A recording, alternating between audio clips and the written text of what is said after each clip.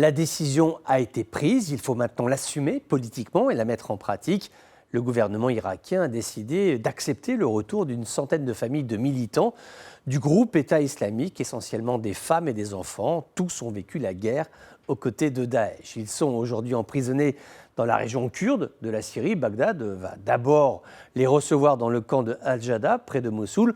Ils seront accueillis puis transférés vers leur région d'origine. Ce programme a été mal perçu par les populations civiles irakiennes qui n'ont aucune envie de voir revenir des terroristes d'hier, le doute subsistant quant à leur déradicalisation, leur volonté de vivre normalement. Durant leur captivité, ces prisonniers ont été retenus sur des sites où le groupe terroriste a encore des relais. Citons le secteur numéro 5 du camp de Halol. Le mois dernier, une fois encore, il y a eu des meurtres, 2 jeunes vraisemblablement exécutés par des prisonniers qui n'ont en rien abandonné leur idéal radical. Alors, les voir revenir, cela crée des tensions. Un membre yézidi du Parlement irakien, Vian Khalil, a appelé le gouvernement irakien à empêcher les convois de prisonniers du groupe État islamique à transiter par la ville de Sinjar, ceci en respect de la mémoire des victimes yézidis.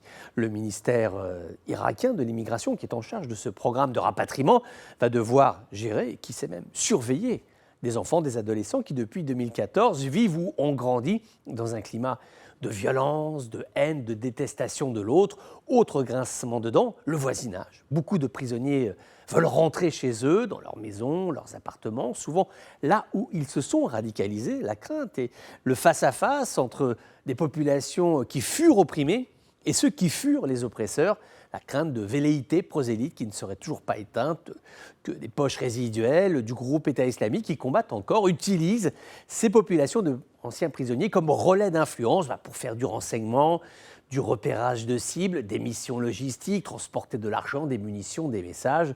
Tous ont l'expérience de la guerre. Beaucoup ont été acteurs du groupe à des degrés divers d'implication, certes, mais tout de même, pour l'instant, les autorités de Bagdad ne fléchissent pas, elles maintiennent ce programme de réintégration, estimant qu'il ne sert à rien de traîner, car tôt ou tard, il faudra bien se résoudre à accueillir ces prisonniers et participer à leur retour à la vie civile, la mort dans l'âme peut-être, dans le cœur certainement, se résoudre à l'inacceptable en donnant une seconde chance à des activistes qui nous auront fait tant souffrir.